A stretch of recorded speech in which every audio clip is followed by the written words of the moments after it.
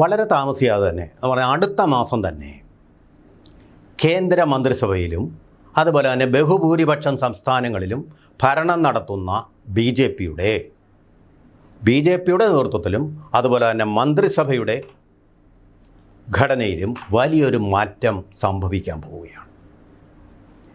ഈ മാറ്റം സംഭവിക്കാൻ പോകുന്നത് ജൂൺ 15 ശേഷമായിരിക്കും. ജൂൺ 15 എന്ന് പറഞ്ഞത് ആദിക് മാസ് എന്ന് പറയുന്ന ഹിന്ദിയിൽ വിളിക്കുന്ന ഒരു ഘട്ടത്തിൻ്റെ അന്ത്യമാണ്.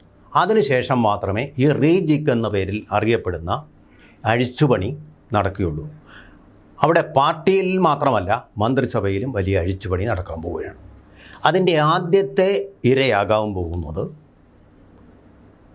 കേന്ദ്രത്തിൻ്റെ വിദ്യാഭ്യാസ മന്ത്രി തന്നെയാണ്. ഈ വിദ്യാഭ്യാസ മന്ത്രിയെ എന്തിനു നീക്കുന്നു എന്ന് ചോദിച്ചു കഴിഞ്ഞാൽ അത് നമ്മുടെ ഉത്തരം മുട്ടി നിൽക്കുന്നത് ഇപ്പോൾ ഈ കോക്രോച്ച് ജനതാ പാർട്ടി നടത്തുന്ന സമരത്തിലേക്കാണ്. അതായത് കേന്ദ്ര ഗവൺമെൻറ് ഇതിനെക്കുറിച്ച് അറിഞ്ഞിരുന്നു, ഇതിൻ്റെ ഇൻ്റലിജൻസ് റിപ്പോർട്ടുകൾ കിട്ടിയിരുന്നു, അവരെ തല പുകഞ്ഞ് ആലോചിച്ചു. അപ്പോൾ അവരുടെ ഒരു പ്രസ്ഥാനം വളർന്നു വന്നതിൻ്റെ ഇമ്മീഡിയറ്റ് പ്രൊവക്കേഷൻ എന്ന് പറയുന്നത് നീറ്റ് ചോദ്യക്കടലാസ് ചോർന്നത് തന്നെയാണ്. അത് ഗുരുതരമായിട്ടുള്ളൊരു മിസ്റ്റേക്കായിട്ട് തന്നെയാണ് പ്രധാനമന്ത്രിയും കേന്ദ്രത്തിൻ്റെ മെയിൻ സ്ട്രാറ്റജിസ്റ്റായിട്ടുള്ള അമിത്ഷായും കാണുന്നത്. ഇങ്ങനൊരു വിദ്യാർത്ഥി വിപ്ലവത്തിൻ്റെ എണ്ണയ്ക്ക് തിരി കൊളുത്തി കൊടുത്തത്, ആ തീ ആളിപ്പടർത്തിയത് ആ നീറ്റ് പരീക്ഷാ പേപ്പർ ചോർച്ചയാണ്. അപ്പോൾ അതിന് അക്കൗണ്ടബിലിറ്റി ഫിക്സ് ചെയ്യുക. ഡയറക്റ്റായിട്ട് കേന്ദ്ര വിദ്യാഭ്യാസ മന്ത്രി ഈ കാര്യത്തിൽ ഒരു കാര്യവും ചെയ്തിട്ടില്ലെങ്കിലും അദ്ദേഹത്തിന് ആ ഉത്തരവാദിത്വമുണ്ട്. അരയില്ലോ ട്രെയിൻ അപകടത്തിൽ ശാസ്ത്രിക്ക് ഉത്തരവാദിത്വമുണ്ടെന്ന് സ്വയം വിശ്വസിച്ച് അദ്ദേഹം രാജിവെച്ചതുപോലെ അങ്ങനെയായിരുന്നു നേരത്തെ. കോവിഡ് കാലത്ത് കുറേ പരാതികളുണ്ടായി. അതിൻ്റെ അക്കൗണ്ടബിലിറ്റി ഫിക്സ് ചെയ്തിട്ട് ആ കാലത്തെ ആ കേന്ദ്ര ആരോഗ്യമന്ത്രിയെ മാറ്റി പുതിയ ആളിനെ വയ്ക്കുകയുണ്ടായി. അപ്പോൾ ഈ കാര്യങ്ങളിലെല്ലാം എന്തു പിഴ വകുപ്പിന് കീഴിൽ സംഭവിച്ചാലും അതിൻ്റെ അക്കൗണ്ടബിലിറ്റി മന്ത്രിക്ക് വരുന്നുണ്ട്. ആ തരത്തിലൊരു മാറ്റം വരും. അതുകൂടാതെ ഇതിനു ശേഷം പല സംസ്ഥാനങ്ങളിലേക്കും തിരഞ്ഞെടുപ്പ് നടക്കുകയാണ്. അതായത് 2027 2027 ഉത്തർപ്രദേശ്, അതുപോലെ തന്നെ ഉത്തരാഖണ്ഡ്, ഗോവ, മണിപ്പൂർ, പഞ്ചാബ്, ഹിമാചൽ പ്രദേശ്, ഗുജറാത്ത്, സാക്ഷാൽ ഗുജറാത്ത്. അപ്പോൾ നരേന്ദ്രമോദിയുടെ ഏതാണ്ട് പ്രസ്റ്റീജ് സംസ്ഥാനമാണ്. അവിടങ്ങളിലേക്കെല്ലാം തിരഞ്ഞെടുപ്പുകൾ നടക്കുകയാണ്, സംസ്ഥാന തിരഞ്ഞെടുപ്പ്. അപ്പോൾ അവിടെ നിന്ന് തീർച്ചയായിട്ടും ബി ജെ പിയുടെ സ്ട്രാറ്റജി അനുസരിച്ച് വലിയൊരു പങ്കാളിത്തം കേന്ദ്ര മന്ത്രിസഭയിലും അതുപോലെ തന്നെ ബി ജെ പി സംഘടനയിലും ഉണ്ടാകും. എന്നു മാത്രമല്ല, നിതിൻ നബിൻ എന്ന് പറയുന്ന പുതിയ ഏതാണ്ട് യുവാവായിട്ടുള്ള ഏറ്റവും പ്രായം കുറഞ്ഞ ബി ജെ പി പ്രസിഡന്റ് ഇതുവരെ ഉണ്ടായിട്ടുള്ളതിൽ, അദ്ദേഹം വന്നതിന് ശേഷം ഇതുപോലൊരു റീജിക് സംഘടനാ തലത്തിൽ നടത്തിയിട്ടില്ല, മാറ്റം. അപ്പോൾ അതിൻ്റെ ഒരു മാറ്റം ഉണ്ടാവണം. അപ്പോൾ നിതിൻ നബിൻ പറഞ്ഞാൽ ആ കാര്യങ്ങൾ നടത്തിയിരിക്കും. കാരണം എന്താണ്, അദ്ദേഹം വന്നതിന് ശേഷമാണ് ബീഹാറിലെ തെരഞ്ഞെടുപ്പ്. അത് വൻ വിജയമായി. അവരുടെ ഒരു മുഖ്യമന്ത്രി ബീഹാറിൽ ആദ്യമായിട്ട് അധികാരത്തിൽ വരുന്നു. പശ്ചിമ ബംഗാളിൽ ആദ്യമായിട്ട് ബി ജെ പി അധികാരത്തിൽ വരുന്നു. ഇത് ദേശീയ രാഷ്ട്രീയത്തിൽ തന്നെ വലിയ ചലനങ്ങൾ ഉണ്ടാക്കുകയും തൃണമൂലിനെ തന്നെ തൃണവൽഗണിക്കുന്ന ഒരു ചരിത്ര സംഭവമാക്കി മാറ്റുകയും ചെയ്യുന്ന വലിയ വിജയങ്ങളാണ്, തിളക്കമാർന്ന വിജയങ്ങളാണ്. അപ്പോൾ അതിൻ്റെ ഫലമായിട്ട് തീർച്ചയായിട്ടും ഇതിൻ്റെ ബി ജെ പിയെ നിയന്ത്രിക്കുന്ന തലപ്പത്ത് ഒരു മാറ്റം ആസന്നമാണ്. അത് നടക്കുക തന്നെ ചെയ്യും. എന്നു മാത്രമല്ല, ഇനിയിപ്പോൾ രാജ്യസഭാ തെരഞ്ഞെടുപ്പ് നടക്കുകയാണ്. രാജ്യസഭയിലേക്ക് വരുന്ന അംഗങ്ങളിൽ നിന്നും ചെറുപ്പക്കാർ എന്നുള്ളതിന് അവർ ഊന്നൽ നൽകുന്നുണ്ട്. ഊന്നൽ നൽകിക്കൊണ്ട് പുതിയ മന്ത്രിമാരെയും നിയമിക്കാൻ വേണ്ടിയുള്ള നടപടികൾ അവിടെയാണ്. അങ്ങോട്ടും ഇങ്ങോട്ടും മാറും. ചിലപ്പോൾ സംഘടനാ തലത്തിലുള്ളവരെ ഭരണത്തിലേക്ക് കൊണ്ടുവരും, ഭരണത്തിലുള്ളവരെ സംഘടനയിലേക്ക് കൊണ്ടുവരും. അങ്ങനെ ഒരു എക്സ്ചേഞ്ച് ഇടയ്ക്കിടയ്ക്ക് നടക്കാറുണ്ട്. അത്തരത്തിലുള്ളൊരു പരിഷ്കാരം തീർച്ചയായിട്ടും ഒരു മാസത്തിനകം നടക്കാൻ പോവുകയാണ്. നമുക്കറിയാം, കഴിഞ്ഞ വ്യാഴാഴ്ച നടന്നൊരു മന്ത്രിസഭാ യോഗമായിരുന്നില്ല. മന്ത്രിസഭാ യോഗത്തിൽ ക്യാബിനറ്റ് മന്ത്രിമാർ മാത്രമാണ് പങ്കെടുക്കുന്നത്. ഇവിടെ സംഭവിച്ചത് ക്യാബിനറ്റ് മന്ത്രിമാർ മാത്രമല്ല, സഹമന്ത്രിമാരും എല്ലാവരും കൂടി പങ്കെടുത്ത ഒരു ക്യാബിനറ്റ് യോഗമാണ് കഴിഞ്ഞ വ്യാഴാഴ്ച 5 രാഷ്ട്രങ്ങളിലെ സന്ദർശനം കഴിഞ്ഞിട്ട് നരേന്ദ്രമോദി ഇന്ത്യയിൽ വന്ന ദിവസം തന്നെ അടിയന്തരമായിട്ട് നടത്തിയത്. അടിയന്തര ആഗോള സാഹചര്യങ്ങൾ അതിന് പ്രേരകമായിട്ടുണ്ട് എങ്കിലും ഈ റീജിഗ് എന്ന് പറയുന്നത് വളരെ പ്രധാനമായിട്ടൊരു വിഷയമായിട്ട് ചർച്ചയ്ക്കെടുത്തു.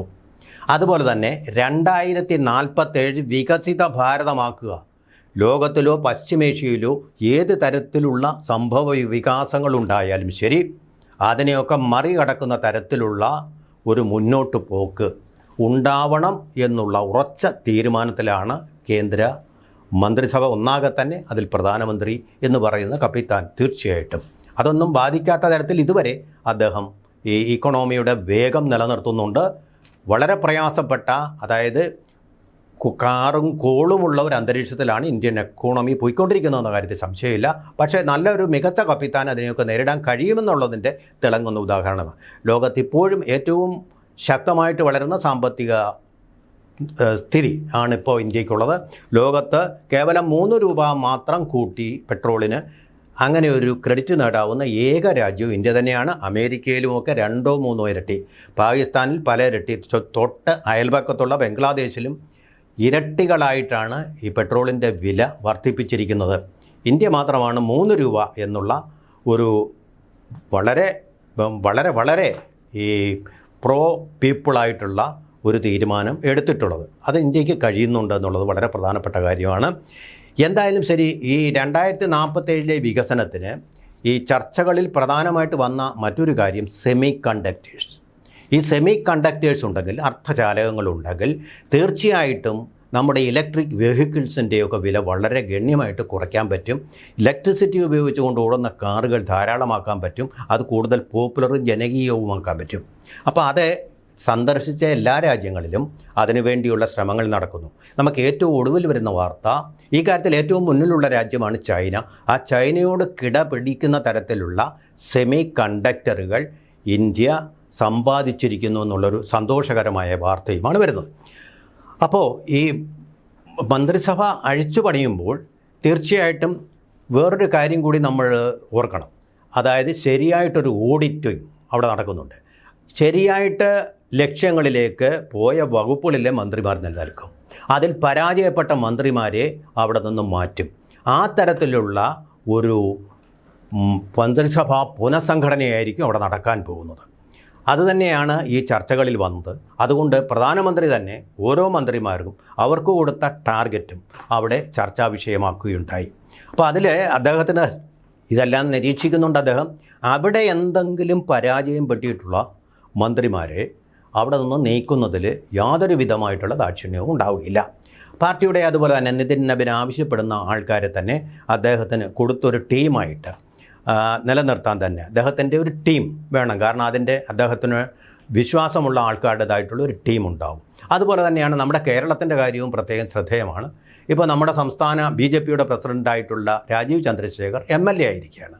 അപ്പോൾ ഒരാൾക്ക് 2 പദവി വേണോ എന്നുള്ളൊരു ചോദ്യം തീർച്ചയായിട്ടും ഉണ്ടാവും. അങ്ങനെയാണെങ്കിൽ ഇവിടെ MT രമേശ് വീണ്ടുമല്ല, അദ്ദേഹം പ്രസിഡൻ്റായി തീരാനുള്ള ഒരു സാധ്യത കാണുന്നുണ്ട്. നിയമസഭയുടെ ചുമതല, നിയമസഭാ കക്ഷി നേതാവായിട്ടുള്ളത് രാജീവ് ചന്ദ്രശേഖറുമായി തീരാനുള്ള ഒരു സാധ്യത മാത്രമാണിത്. ഇത് കൺഫേം ചെയ്തിട്ടുള്ള കാര്യമല്ല. അതിനുള്ള ഒരു സ്വാഭാവികമായിട്ടുള്ള സാധ്യതയുണ്ട്. കാരണം രാജീവ് ചന്ദ്രശേഖർ പോയതിൽ പിന്നെ പ്രധാന കാര്യങ്ങൾക്കുള്ള പത്രസമ്മേളനങ്ങൾ നടത്തുന്നത് MT രമേശ് തന്നെയാണിപ്പോൾ. അപ്പോൾ അതിനെക്കുറിച്ചുള്ള ആലോചനകൾ തീർച്ചയായിട്ടും അത് നടക്കാൻ സാധ്യതയുണ്ട്. അതുപോലെ തന്നെ ബംഗാളിൽ കുഴപ്പമില്ല, ബീഹാറിലും കുഴപ്പമില്ല. കാരണം മുഖ്യമന്ത്രിമാരായിട്ടുള്ളത് അവിടുത്തെ പാർട്ടി പ്രസിഡന്റുമാരല്ല എന്നുള്ളതാണ് ബംഗാളിലും ബീഹാറിലും. ഇവിടെ പക്ഷേ കേരളത്തിൽ പാർട്ടി പ്രസിഡന്റ് തന്നെയാണ് നിയമസഭയിലേക്ക് പോയിട്ടുള്ളത്. അതിനനുസൃതമായിട്ടുള്ള ഒരു മാറ്റം തീർച്ചയായിട്ടും വരാൻ സാധ്യതയുണ്ട്. ഇവിടെ പറഞ്ഞിരിക്കുന്ന നമുക്ക് മനസ്സിലാവുന്ന ഒരു കാര്യം, elevating new Rajya Sabha picks representation for poll bound states. നേരത്തെ ഞാൻ ഈ പറഞ്ഞ UP, ഉത്തരാഖണ്ഡ്, ഗോവ, അതുപോലെ മണിപ്പൂർ, പഞ്ചാബ്, SP, ഗുജറാത്ത്, അവിടത്തേക്ക് കൂടുതലായിട്ടുള്ള ഒരു റെപ്രസെൻറ്റേഷൻ വരത്തക്ക രീതിയിലായിരിക്കും രാജ്യസഭയിൽ നിന്ന് അവർ മന്ത്രിമാരെ തിരഞ്ഞെടുക്കുക എന്നുള്ളതാണ്. രാജ്യസഭയിൽ നിന്ന്. കാരണം അവർക്ക് BJPക്ക് കൂടുതൽ പ്രാതിനിധ്യമില്ലാത്ത സ്ഥലങ്ങളിൽ നിന്ന് നിയമസഭകളിലേക്ക് കിട്ടിയിട്ടുള്ള സീറ്റുകൾ ഉപയോഗിച്ചുകൊണ്ട്, അതായത് ലോക്സഭയിൽ വലിയ പ്രാതിനിധ്യം കിട്ടിയിട്ടില്ലാത്തിടത്തു നിന്ന് പിന്നെ നിയമസഭയിൽ നിന്നുള്ള അംഗങ്ങളാണല്ലോ രാജ്യസഭയിലേക്ക് തിരഞ്ഞെടുക്കപ്പെട്ടു വരുന്നത്, അവരിൽ നിന്നും ആൾക്കാരെ പിക്ക് ചെയ്ത് മന്ത്രിസഭയിൽ കയറ്റും എന്നുള്ളത്. അങ്ങനെയാണെങ്കിൽ കേരളത്തിന് വേണ്ടി കൂടി കേരളത്തിൽ തിരഞ്ഞെടുക്കപ്പെട്ടവരുണ്ടാവില്ല, അവർക്ക് ഇനിയും സാധ്യത ചിലപ്പോൾ വർദ്ധിപ്പിച്ചു വരാൻ. കാരണം 3-ൽ നിന്ന് ഭൂരിപക്ഷത്തിലേക്കെന്നുള്ളതാണ് നമ്മുടെ കേരളത്തിൻ്റെ സ്ട്രാറ്റജിയും കൂടി നോക്കുന്ന അമിത്ഷായുടെ അടുത്ത പ്രാവശ്യം അധികാരത്തിൽ വരണം, അതിനു വേണ്ടിയിട്ടുള്ള സ്ട്രാറ്റജികളും ഉണ്ടാവും. അങ്ങനെ മൊത്തത്തിൽ വലിയൊരു അഴിച്ചുപണിക്കാണ് കേന്ദ്ര മന്ത്രിസഭയും അതുപോലെ കേന്ദ്ര BJP നേതൃത്വവും ഒരുങ്ങുന്നത്. ഇത് നേരത്തെ തന്നെ വരേണ്ടതായിരുന്നു, നേരത്തെ തന്നെ ഉണ്ടാവുമെന്നുള്ള പ്രവചനങ്ങളുണ്ടായിരുന്നു. പക്ഷേ ജൂൺ 16 വരെ വെയിറ്റ് ചെയ്യാം. അധിക് മാസ് എന്ന് പറയുന്ന ആ ഉത്തരേന്ത്യക്കാരുടെ ആ ദിവസം കഴിഞ്ഞ ശേഷം ഇത് നടത്താൻ വേണ്ടിയിട്ടാണ് ഇപ്പോൾ ആലോചിക്കുന്നത്. അതിനുശേഷം തീർച്ചയായിട്ടും ഉണ്ടാവും. അതിനുള്ള ലിസ്റ്റുകളൊക്കെ തയ്യാറായിട്ടുണ്ട് എന്നുള്ളതാണ് നമ്മൾ മനസ്സിലാക്കുന്നത്. ഇത് മാറ്റം തീർച്ചയായിട്ടും 2047 ഈ യുവജനങ്ങളുടെ, ഇപ്പോൾ ഈ കോക്രോച്ച് ജനതാ പാർട്ടി എന്നൊക്കെ പറഞ്ഞ ആൾക്കാർക്ക് ഫ്രസ്ട്രേഷൻ വരുന്ന പ്രധാനപ്പെട്ട ഒരു കാര്യം അവർ തന്നെ പറയുന്നത് അൺഎംപ്ലോയ്മെൻറ്റ്. അതൊക്കെ പരിഹരിക്കത്തക്ക രീതിയിലേക്കുള്ള സുശക്തമായൊരു ഭാരതം 2047 സൃഷ്ടിക്കുക എന്നുള്ളതാണ് ലക്ഷ്യം. ആ ലക്ഷ്യത്തിലേക്ക് പോകാൻ കഴിവുറ്റ നേതൃത്വമാണ് പാർട്ടിയിലും അതുപോലെ ഗവൺമെൻറ്റിലും വരാൻ പോകുന്നതെന്നാണ് നമുക്ക് മനസ്സിലാക്കാൻ കഴിയുന്നത്.